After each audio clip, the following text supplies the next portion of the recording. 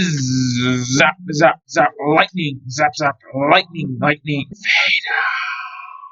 Hello everybody, it's me, the LEGO Dude, and in today's video I'll be talking about everything we know about the 2024 LEGO Star Wars sets so far. Since my last video about the 2024 sets almost 2 months ago, we've had a ton of new information. Starting off with January, first up we have the 75372 Clone Troopers vs. Droids Battle Pack, which will have 215 pieces and cost $30. This is by far the most hyped set of the first half of 2024 and has the potential to be one of the best sets of all time. It'll have a total of 9 minifigures, 2 regular B1 battle droids, 3 B2 super battle droids which are returning to LEGO Star Wars after nearly a decade away, 3 white plain armored Phase 1 Clone Troopers, and a Coruscant Guard Shock Trooper identical to the ones we got in the Coruscant Guard gunship. For a $30 set, this is an absolutely amazing minifigure selection, and on top of that, it also has an insane amount of stuff included in the builds. The builds in this set are a small clone defensive position and a speeder that can fit 2 clones on it, which are both paying homage to the 2007 Clone Trooper Battle Pack, an Octup Tower Magna Tri-Droid, which is awesome to be getting, and a staff, which is also always amazing to get as well. LEGO have basically made this set a modern version of the 2007 Clone and Droids Battle Pack, and based off what we know so far, I think it's going to be a spectacular success. This definitely sounds like it'll be one of the best LEGO Star Wars sets of all time, so if you have $30 to spend on a LEGO set, then this definitely sounds like the best option. Next up for January, we have the 75384 4+ Crimson Firehawk, which will have 136 pieces and cost $50. The minifigures included are the droid RJ-83, Nash Durango, and Nubs. The build will be the Crimson Firehawk itself, a speeder bike which can be stored inside the ship, and a small market booth. For $50, I'm skeptical that it'll be worth its price even though it's a 4+ set which uses large pieces, but for now we'll just have to wait and see. The last 2 January sets we have are the 30680 AAT Polybag based off the Phantom Menace and the 30685 Unknown Polybag. The AAT Polybag is exciting for the fact that it means that we're probably going to be getting a full-scale AAT in summer or fall 2024, but other than that it's quite insignificant, which also applies to the Unknown Polybag. These 2 Polybags won't even be sold in LEGO stores, so calling them part of the January wave is already a stretch. Moving on to the March sets, first up we have the 75379 Midi-Scale Millennium Falcon, which will have 921 pieces and cost $80. It will have a stand, a nameplate, and a LEGO Star Wars 25th Anniversary brick. Other than that, we don't know much about it. Next up we have the 75376 Midi-Scale Tantive 4, which will have 654 pieces and cost $70. It also has a stand, a nameplate, and a 25th Anniversary brick, and we also don't know much about this set, but I would assume that the low piece count has something to do with the engines being large pieces. Next up we have one of the other most hyped sets of 2024, and that is the 75377 Invisible Hand, which will have 557 pieces and cost $53. It will have a stand, a nameplate, and a LEGO Star Wars 25th Anniversary brick like the other 2 midi-scale sets. The front half will be able to detach from the back half, which has a hanger which stores some miniature Jedi starfighters. Next up we have the 75379 buildable R2-D2, which will have 1050 pieces and cost $100. It will have a movable head, a third leg, a periscope, different tools, and an information plaque. It will also have an R2-D2 minifigure and a 25th Anniversary Darth Malak minifigure, which is absolutely amazing. Fortunately, it won't have a print on the back of the anniversary logo like the 20th Anniversary minifigures from 2019 had. Next up we have the 75387 Tantive 4 Boarding Party, which will have 502 pieces and cost $50. The minifigure selection is absolutely amazing with Darth Vader, 2 Stormtroopers, Captain Antilles, 2 Rebel Fleet Troopers, and a 25th Anniversary ARC Trooper 5's minifigure. The build itself will have levers to blast open the doors and topple characters, and is designed so that you can connect several copies together. Moving on to the May wave of sets, first up we have the 75378 Grogu's Escape from the Jedi Temple, which has an unknown piece count and will cost $30. The confirmed minifigures are Kylo and Beck and Grogu. The build will be a bar speeder with sidecar and Grogu's pram. Next up we have the 75380